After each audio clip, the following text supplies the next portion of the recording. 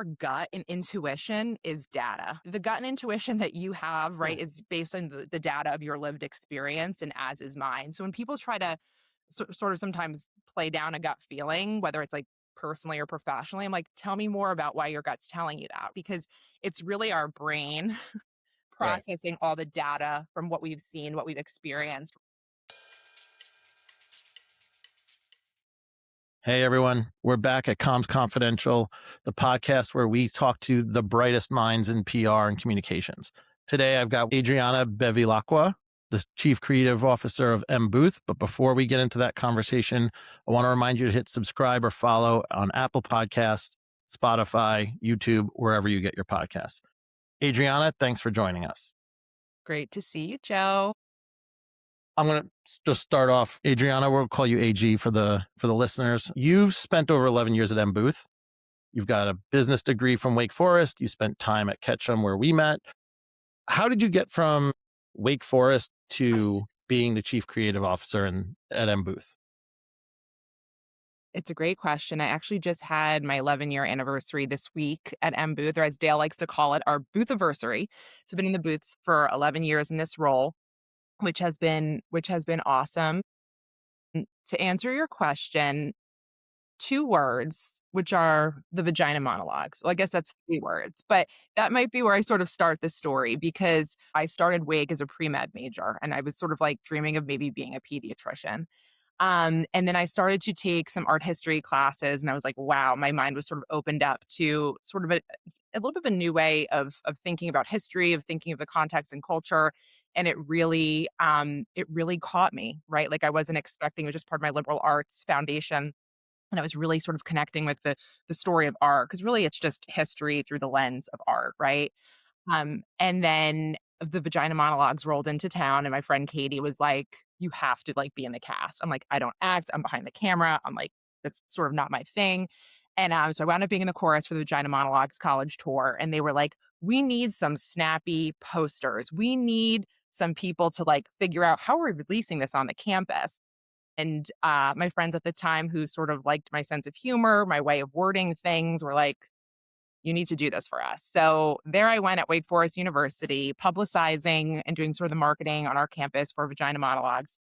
So I look back at the lines of copy and I sort of laugh now, but at the time it felt a little disruptive. We were like, Vagina Monologues, think inside the box, more than just lip service. But these like lit me up. And it was really cool to see how we created excitement on campus. It actually got these people to come and see our performance. So a light bulb sort of went off at that moment that maybe wasn't really where I wanted to go, and really to think about the things that I was really loving and the things that I was really cultivating myself around art history classes, and doing publicity for Vagina Monologues and some of the people I met through that.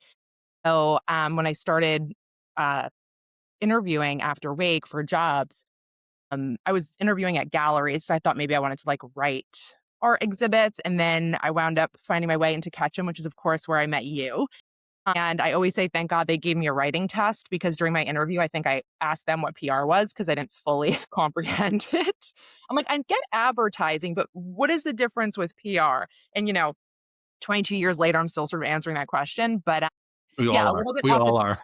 Yeah, exactly. But yeah, I was just thinking about how much our industry has changed in those, 20 plus years. But it's great to see you, and also huge congrats on this podcast. Like seeing it kind of pump out on LinkedIn and all the enthusiasm has been awesome. So thank you so much for having me. So you mentioned Ketchum. You always had like a creative slant into everything that we did. How'd your process evolve? Like, how did that process evolve as the industry evolved? Is it sad to say it hasn't fully changed, but I think evolution's like a good way to think about it, or maybe it's gotten much deeper. The way my brain has always worked is really thinking about like creativity is kind of like about just connecting things, and connecting things that maybe other people wouldn't. And so in order to like facilitate a lot of those connections and those unexpected connections and spark, I've always thought like you need to sort of look at the outside in. What's happening in culture? What are people talking about? What are they wearing? What are they not wearing? What are they saying? What are they not saying? What are they watching? What's the art that's being produced for our times? And using sort of that collective like inspiration as both sort of the context for ideas, but also thinking about how do you connect to the things people care about versus talking over here in a way that may feel sort of irrelevant or kind of like you're talking at yourself.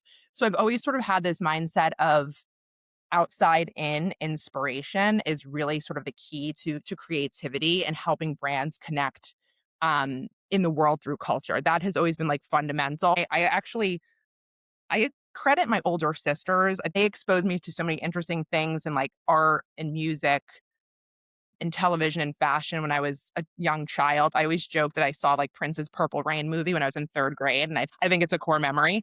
But they were always exposing me to Rocky Horror Picture Show when I was 7. Like I was always sort of mesmerized by a lot of those things. And professionally, those have also just served as I think the foundation for the way I think in terms of what's happening out there is actually going to shape what brands should be saying and how they should be behaving, right? How do you connect with that in a meaningful and authentic way?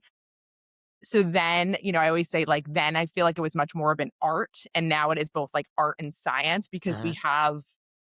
there's just more media in a way. There's like more culture produced every day, right? With the amount of content, the amount of social media channels that are pumping every day. So you really do need both a methodology for sort of like looking at the signals and like for me at this point, it's like I really need to see patterns.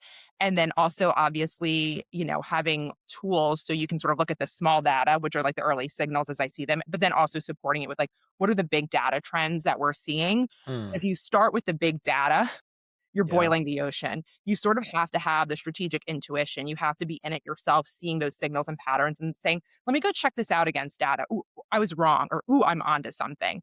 Right. So I really think about it as that balance of small data and big data that sort of come together. But you need to start with sort of being immersed in the world, being immersed in culture. So you have a starting point. Because if you don't have that, you're sort of just flying blind. Gotcha. So it's a little bit of a mix of, you mentioned the data, but like a gut instinct based on what you're consuming and like understanding in the world.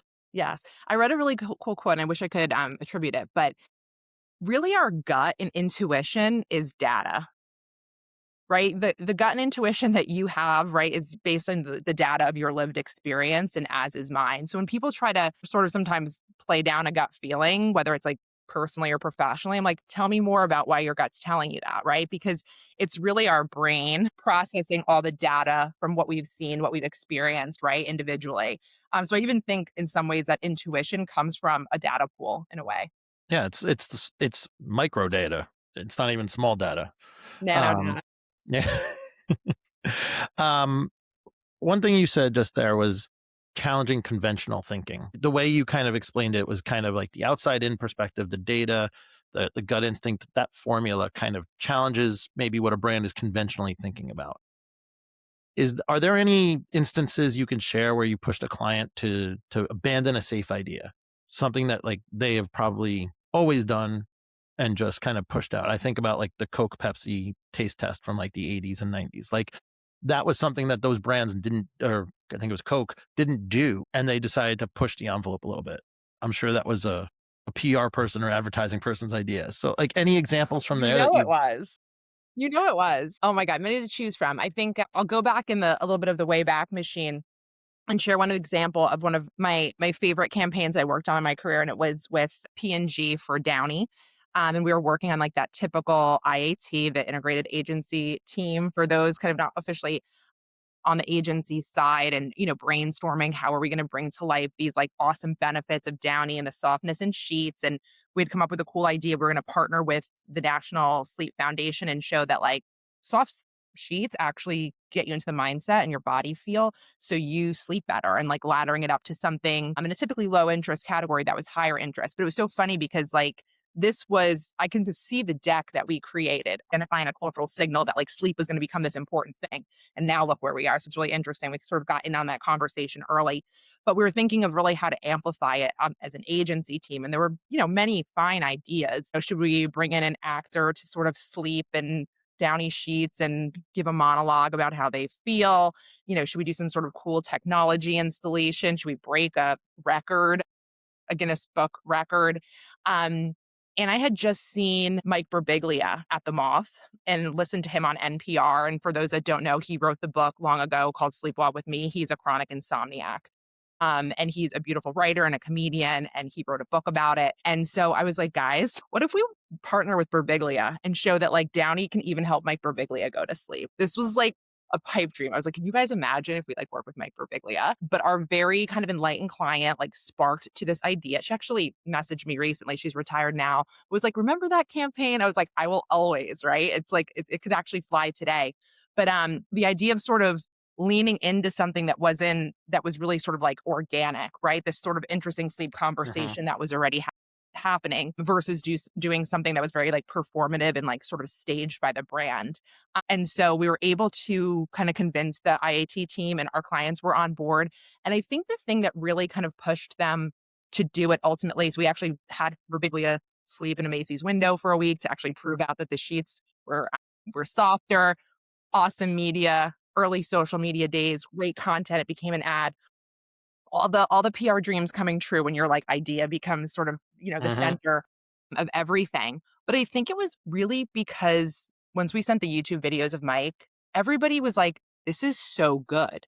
Like they literally just had a very like not as a marketer, right? Not as an experiential person, not as, an ad account person, they were like, he is hysterical. They could sort of start seeing it coming to life. So sometimes sort of pulling in from culture that very sort of human thing or that thing that like the team can really connect with and they could see it. They could see it come to life and they were like, we want to be part of something like this. And it was like a really good barometer, just even our internal team for them, like how the general public, how social media responded to it. There was just this inherent stickiness and interest. So really sort of pushing, thinking about pushing a brand outside of sort of the safe zone of sort of manufacturing the story and truly leaning on something that is organic. It reminds me of our early work with Dancing Matt and Stride Gum. Yeah, that's hard to forget that work. Literally, but I mean, you remember that. It was like the early days. It was I think even before we used the words influencer marketing, right? We had this sort of YouTuber that was traveling around the world and we used him to communicate that ridiculously long-lasting benefit of Mhm. stride and he became sort of our unexpected spokesperson Yeah. No, it was pure organic. Like, and it was YouTube organic. paid I don't even think to your point, paid was a thing then.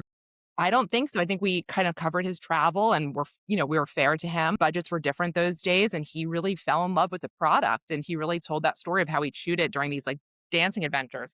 I remember when he was on the Today Show. I mean, and that was the slam dunk then, right? So it is really like, leaning out of the comfort zone of what's manufactured and what's comfortable for the brand and leaning into what is organic and interesting for the audience, right? And what truly can sort of has that baked in interest for them. And sometimes that means losing a little bit of control, right? Because what are these people going to say, right?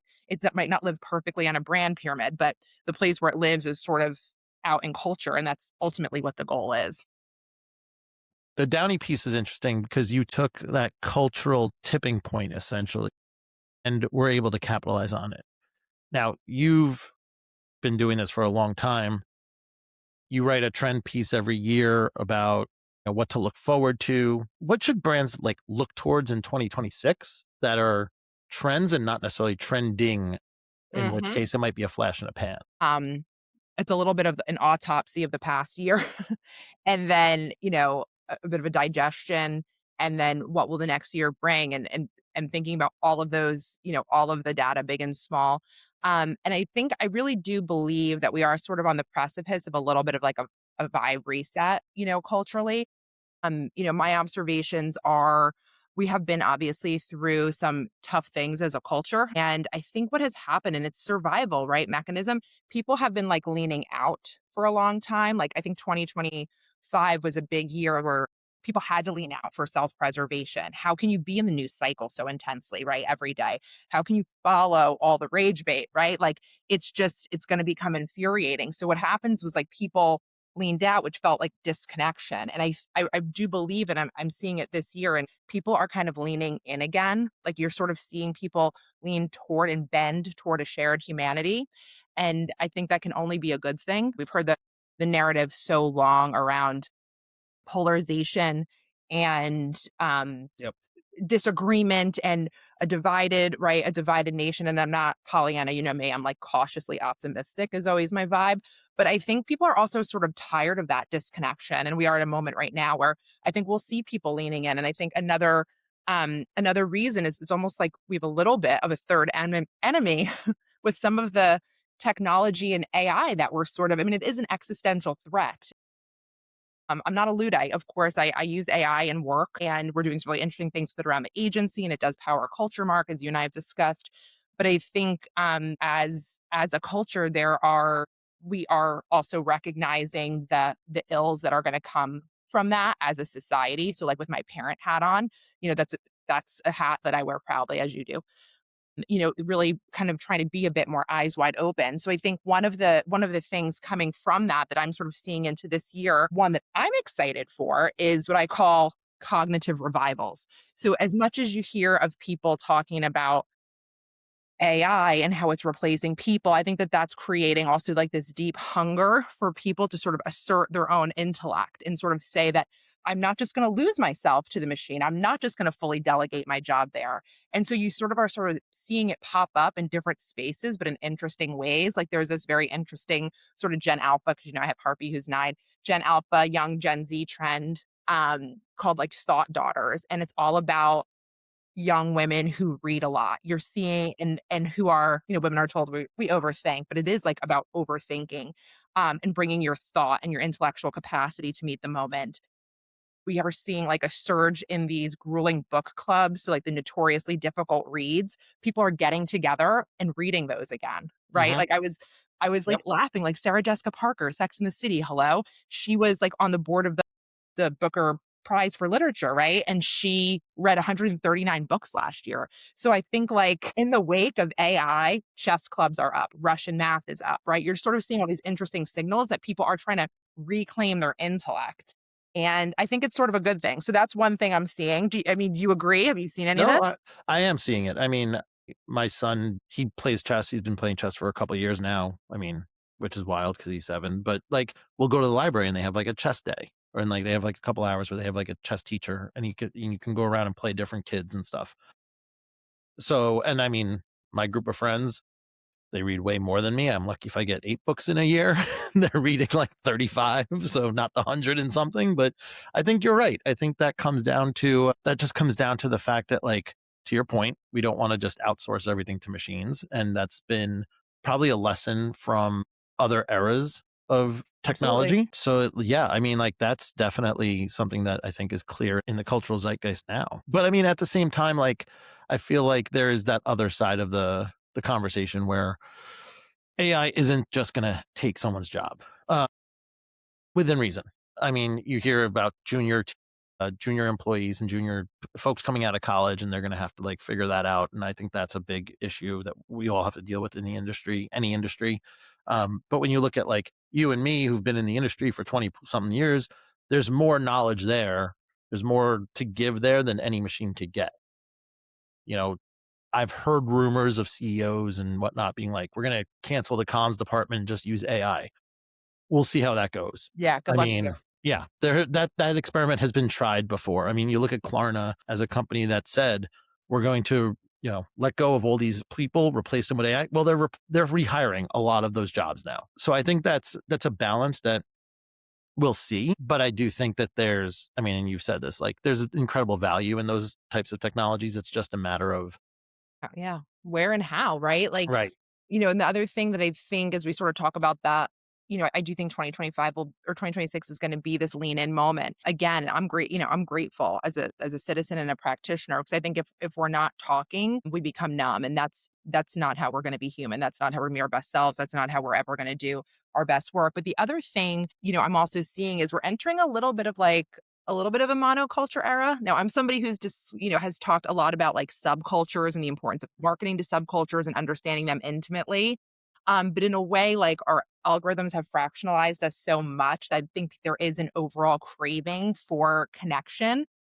We're still getting over the pandemic. I hate to say it, but how many friends texted me yesterday and said, I have PTSD right now from COVID, being home, working with my kids and my spouse. My wife said the same thing. Yeah, right, because we're still not over it. But, I think, again, cautiously optimistic, things like, I mean, we got Bad Bunny coming up with the Super Bowl. Beyonce may do a rock and roll, album for her 3rd Okay. act. We have Winter Olympics coming. I mean, heated rivalry guys are doing the Olympic torches. Like, this is what I'm talking. Like, I'm here for all of this. We have Taylor Swift, Kelsey Wedding. And then, of course, we have moving into the summer, which could be its own podcast, the 250th anniversary of the US, which I think will be a really kind of interesting moment that we're in to sort of see how brands show up and don't show up. I think it's an opportunity, but obviously proceed strategically and make sure we're navigating and looking at all the signals.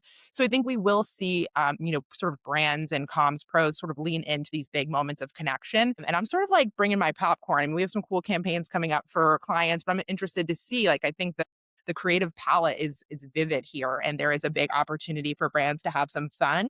And then the other one I'll just highlight too is, we've heard so much about Gen Z and chronically online, like this label, but I really am seeing folks go chronically offline, Yeah. and that includes sort of Gen Z. Now, are we going to completely give up social media? No, but this notion of like, I saw it on TikTok is not like so cool anymore with the young people, or even with millennials, elder Mhm. millennials, right? Like, what we're seeing, I think, is people, whether it's cool clubs and social clubs in New York and LA and Miami, like banning cell phones from dance floors because they're saying like people aren't having fun anymore. Like when we were in college, right? Because they're so worried about like being taped and filmed. So we're seeing Mhm. like cell phone bans, right? We're seeing, Australia is obviously taking away social media for people under 16. We're seeing cell phone bans in schools here. We're even seeing Gen Z sort of say, like, we believe that this is part of like some of the struggles that our generation has, and I think we've seen for the first time actually a reduction in time on social media from Gen Z. And so there's actually a trends forecaster I like that he's at Sense, and he was like, this idea of like performative dances and things that are made for like TikTok culture are really going to be out. And I agree with him. These performative like online moments I think are sort of going to become a little bit passe. And of course, we'll use social and digital media to share more of like real life experiences versus something that's like super contrived. Are you So I gonna love tell the me idea. that Be Real is gonna come back? That's social media. I mean, I'm here for it. Bring me back my MySpace page with Return of the Mac in the background. And when you clicked on my profile, I mean, we've seen, it's so interesting because I'm truly like the eldest millennial. I say I'm an antique millennial, and it's like didn't fully grow up with digital social, but like my career started with digital social. So it's been a very, an interesting transition, like watching all of the generations sort of like come of age. I also think, and you and I have talked about this, PR eats, and PR is going to eat this year because of so much that's happening with Mhm. AI and with geo being such a hot topic. I might not be I'm not sure it's gonna be like the PR renaissance, full on that people are talking about because unfortunately, I think all of ad land, typically, what happens? They benefit from our instincts. We come up with influencer marketing, they try to take it over. We come up with content, they try to produce it as at mass, right? We try to do experiential and events, and they come in and think that they can do it better. And I'm not saying that they can, but I think the idea that we're going to continue to just own something so critical in the ecosystem of a brand in a silo is wrong. I think that the vultures are coming, but I say for now, let's eat cake. So this year, while everyone has like a head start, everybody should be going full throttle with their clients and bringing them the right strategy and tools to continue to get this right. But this will not live in our function solely. This is now going to be No. a shared discipline, right, across all kind of marketing and comms agencies. I don't know. Yeah. What are you seeing? I think that the geo thing's interesting because everything I read about it is, okay, it's earned media. That's what it is. We need to be at the forefront. And yes, PR has like that critical capability to actually be at the forefront to help brands show up in the LLMs and the AI providers and whatnot. However, when you dive a layer deeper, it's about frequency of content. It's about volume of content. It's not just about the authority of the publication. It's about a company blog actually shows more authority than maybe Owned, a yeah. news outlet. So you start getting into those areas, and I'm not even saying an owned company blog. I'm saying like it could be a partner blog of a brand or something like that. But then you have like you need to format it a certain way, and I don't think people are. I think everyone's looking at the icing versus the cake, and like seeing that yes, we're going to be at the forefront. This is the renaissance to use your word. Like this is where we need to be. But it's like yes, but there's a lot more retraining that needs to happen. Like, There's more. and you're not gonna it's not gonna be a flip of a switch. It's not gonna be only on us. Like you're gonna need, I mean, there are marketing teams out there talking to comms teams about, okay, we're going to put this GEO strategy together. We need to bring you to the table, not versus just tell you to go PR it. And, they are able to then utilize, okay, this is the earned media component of our GEO strategy. I mean, listen, I think that there will be like snake oil salesmen out there. It's going to become a Hmm. cottage industry. Like we have connections and friends in earned media, in marketing. And I have a friend in a brand. They literally help conceive brands and do sort of like mostly on the design side, actually. And she was just doing a webinar and she's brilliant. It was like designing brands for Geo, right? So this is coming from Okay. like a brand strategy firm. So, I think it's an offering that will become a very competitive offering, and I think probably it's going to sit somewhere in the middle of the table. The other piece to it, just talking to journalist friends as well, is like they have some concerns, obviously, about how all of these platforms are pulling in their work because these guys are making money when you click through to their articles, as they should, right? But the way they're being pulled in, it doesn't really require click through always. So the algorithms are sort of benefiting from their craft and it doesn't feel sort of equitable. So I think media will continue to sort of like disrupt to sort of meet this moment. I think there will continue to be, different deals made with the platforms and with media companies to prioritize to figure out revenue sharing. But I think there will be a lot of disruption that will kind of impact our day to day as well as just like media strategy, pitching, prioritization, et cetera. But yeah, we are kind of in the spotlight, but I don't think we're going to own the spotlight solely. I think this is going to be a place where we sort of need to continue to innovate and sort of try to defend that territory, and make sure we bring the integrity to it also, right? It's not about gaming a system. It's That's, about bringing like the authority, the trust, the voice, yeah. that the PR discipline has always stood for. So I think we also need to sort of stick to our values as an industry. Yeah. The trust and the reputation from a brand side, what agencies can help with brands with, like that's going to be critical. Mm. Since we're diving into AI, M Booth has Culture Mark announced last Yeah. year. Mm. Tell us a little bit about that. I've done some reading. I'm sure everyone else knows about it from the trades and whatnot, but would love to hear just straight up from you who's been working on it. Yeah, awesome. It's been a great collaboration here between our research, analytics, and creative teams, as well as our clients who are really sort of interested in it. I always say, like, on the agency side, you can't innovate in a vacuum. You need to innovate with your clients together. That's what's most helpful, right? That's where you really sort of like get the learnings. So, as we talk about culture and M Booth, we do a ton of work. I'd say like probably the majority of what we do is really helping brands find their place in culture, and Mhm. then from that could come to life as experiential. It could come to life as media storytelling, content. But where should you be in culture, right? Like we are in a world where it is a little bit complex, right? And I always think of two brands. Take like Dunkin' Donuts and Ben and Jerry's. They probably have Okay. like a similar consumer audience.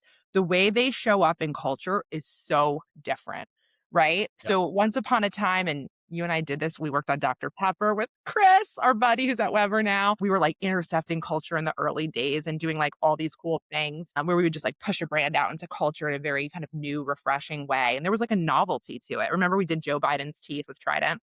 I And that didn't work on that. website, how I worked on it at Ketchum, but it was like there was a website when he obviously ran as a VP to Obama that was Uh-huh. just celebrating Joe Biden's teeth, and we worked on Trident. So we sponsored the website of Joe Biden's teeth and got That's a some good one. loads of press. And it was like, but like, could you imagine doing that in 2026? You No, wouldn't touch it with a 10-foot pole. not even close. Could you imagine? But then everyone was just like, there were like all these amazing quotes about like Joe Biden's like $1 million smile. But it's like, wow, how much things have how much things have changed. But anyway, now it takes a lot more, I think, intel and nuance to figure out for a brand what role can you play in culture. And so we, based on research that we did here in our cultured white paper, we sort of came up with like an archetypes framework for brands and culture. And I won't do the deep dive, but important to know, like if you think about a wheel, like a dial, Uh-huh. there's basically like four, based on our research and what consumers want and our analysis of brands that are showing up well in culture. There's the space of like just relating to culture. It's like you want to show up where culture is. You want to sort of be in on the trends and memes as a way to be conversational and more approachable and kind of have some shared values with your audience. It's pretty low risk, right? It's like I'm Wendy's, I'm talking about Blue Origin, I'm making a snarky comment. I'm Popeyes, we have a new Pope. I tweet Pope, yeah, right? I'm like in the mix having fun, right? And I'm just relating. It's sort of it's low stakes. Then you have your brands that are more of like catalyzing culture. They're coming up with more interesting stories on their own and kind of sharing those out in creative ways. I think of like a CeraVe as that with like their whole Michael Cera campaign, right? Like no one asked for that campaign, but I think people were glad that they wound up getting it, right? It's a very interesting creative story that they kind of concocted to sort of catalyze this brand. Then you have your brands that are more of like I call them like your culture shapers. They're not just like showing up and talking. They actually are starting to shape some of our norms and values and shared values as like a culture and a society. And a brand, lover or hater, Skims to me, no pun intended, is such a great example of a brand like shaping culture. Like when we grew up, it was Victoria's Secret. That was like the ideal, right? Like being wearing underwear, being hot, what was sexy, all looked the same of the skinny model with the hair coming down the runway with the Right. wings. Yep. And even if they represented different cultures, all of the women looked very similar body types. But Skims is sort of telling us like sexy comes in all sorts of shapes and sizes, right? They have people of different abilities in their ads. Kim's not waiting for trends, she's creating trends in terms of also like how she shows up with creative content. I mean, she came up with bras usually are supposed to disguise nipples and body parts. She created a bra this year that actually has nipples on it, right? So it actually draws attention to a woman's body in that way if she chooses, right? She launched underwear that actually came with faux hair on it to say you don't have to be completely shaved, right? It was a bit of a statement. No one asked for that. This was something that she is sort of shaping norms around body image, right? Through her products. So that's like a culture shaper. And I'm very interested in those brands. To me, they're very culturally interesting. Then there's like culturally impactful brands. So these are brands that are actually taking a stand and action around a societal issue. And I think, the example we all know is Ben and Jerry's. So this is an ice cream brand that's talking to you about Israel and Palestine. They're talking to you about the environment. They're talking to you about, abortion, women's rights. They are, people would say, outside of their lane, or are they, right? Like it works for them. And obviously, we've seen sort of all the moves that have happened with that brand as they've tried to sort of retain some of their roots. So it's important to know, and you know this, that there's many ways brands can show up. And so what we've devised with Culture Mark is essentially a tool and a methodology that uses data to show where is your brand today, Uh-huh. where are your competitors playing, and where is your competitive opportunity in the future. Where will consumers tolerate you going given your place today?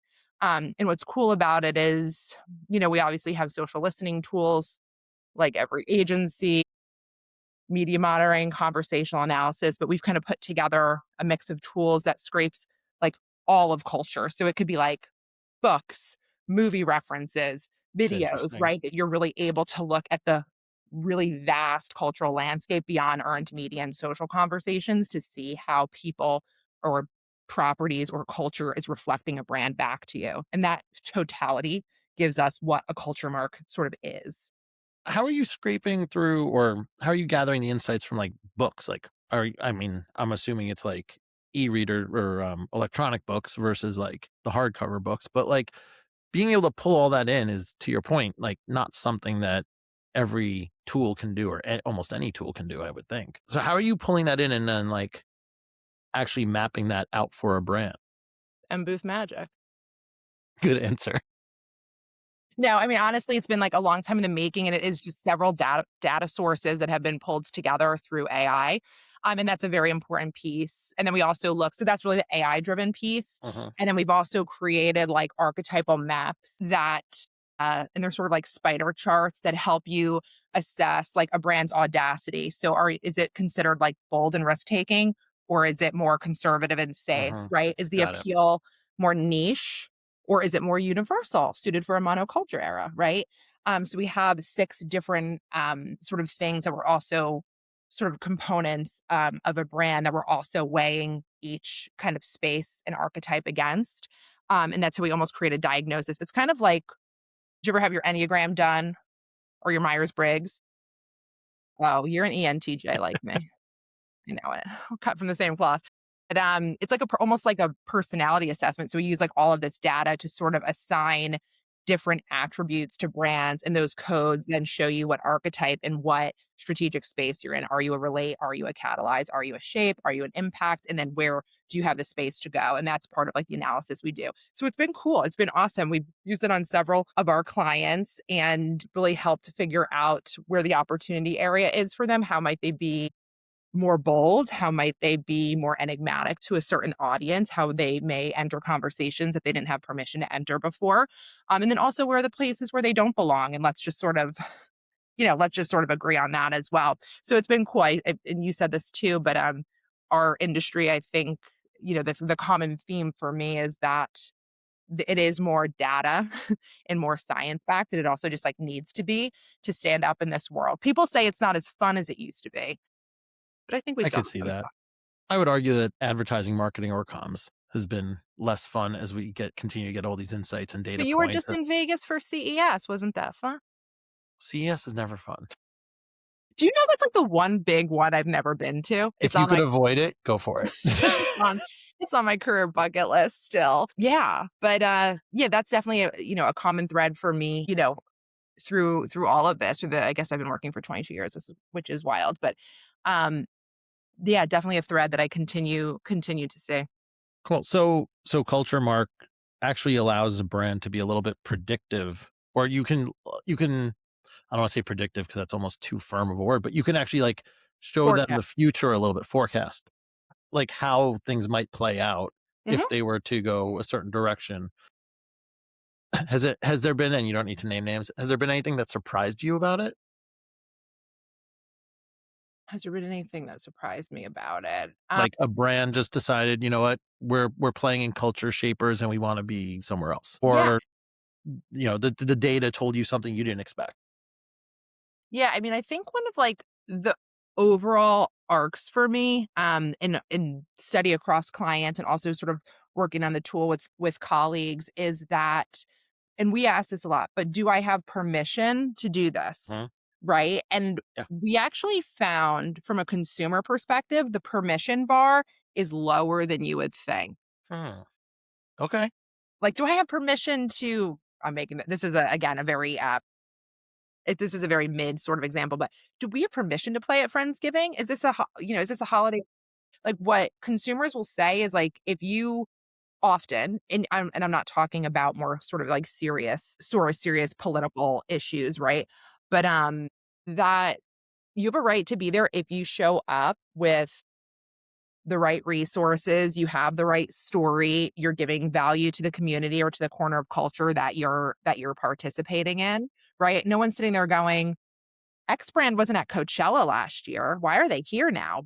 Like they're more of looking at what you're doing in the moment and is it bringing them value?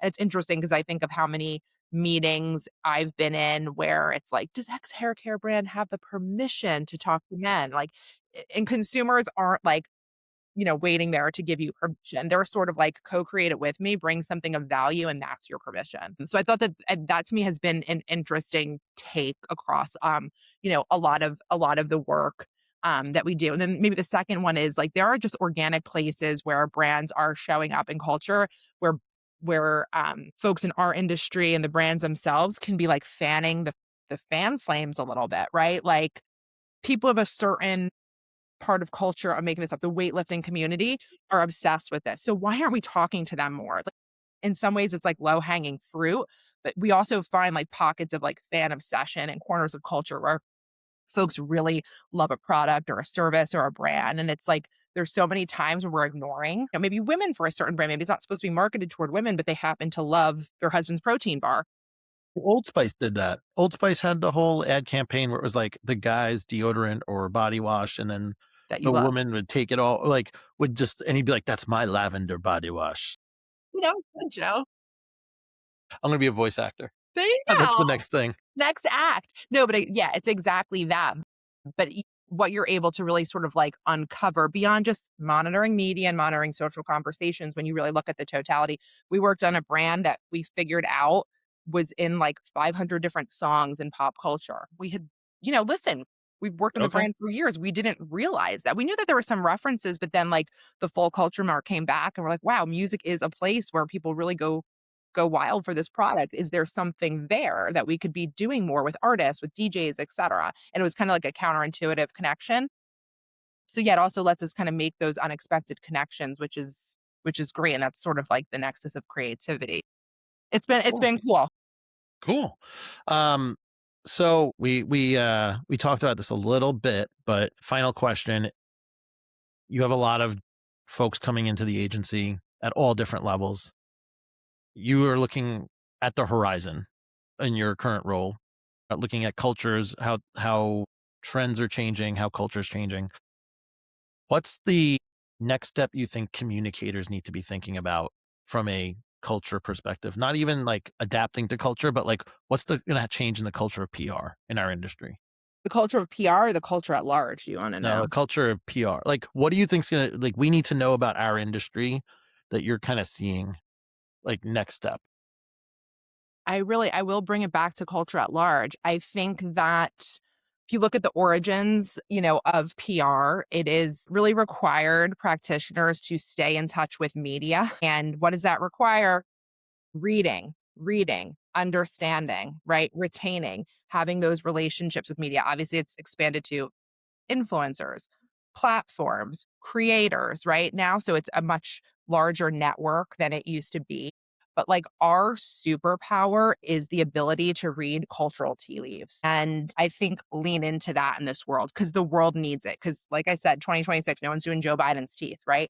You need to have so many different lenses. And I know that there's pockets of people in our industry that are like, oh, I'm just like obsessed with pop culture. It's bigger than pop culture. Pop Mhm. culture is a piece of the cultural terrain, but to help clients navigate a complex world, I love like the definition of strategy, which is just navigating terrain. You need to Mm, understand the landmines out there. You need to understand the conversations and bring different lenses to those so you can help clients navigate.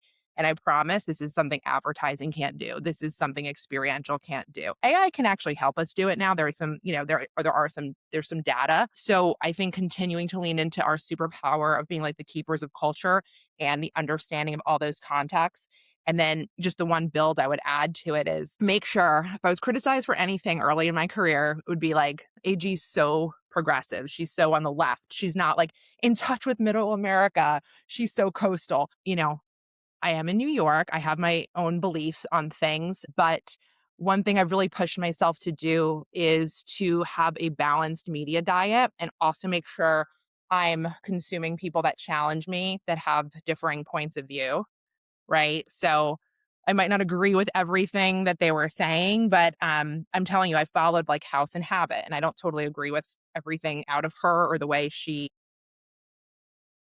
Right, it's not even that I don't agree with it, it's just I think politically her and I are not aligned, let's just say that, but I'm telling you, I started following her, like, 5 years ago, and I was like, "This woman is gonna change the election," because when I started following her, it's like you have 140 people in common, and I was like, "There's 140 women I know following this." She's a former mom blogger, and huh? she really covered Trump's entire campaign, and the insights I got from reading the comments of her community late night when the kids go to sleep. I'm like, right? That is so telling. Those are how you read cultural tea leaves also by not just following, you know, New York Times, NPR, right? And everything that you're used to. You have to push yourself out of your comfort zone, I think, with media. Specifically, you have to fight the algorithms who will just sort of feed you things that are similar to what you're already watching. So, I'll watch a Joe Rogan. Sometimes I go on to Megyn Kelly. I'm just curious what's coming out of people's mouths. What are the conversations?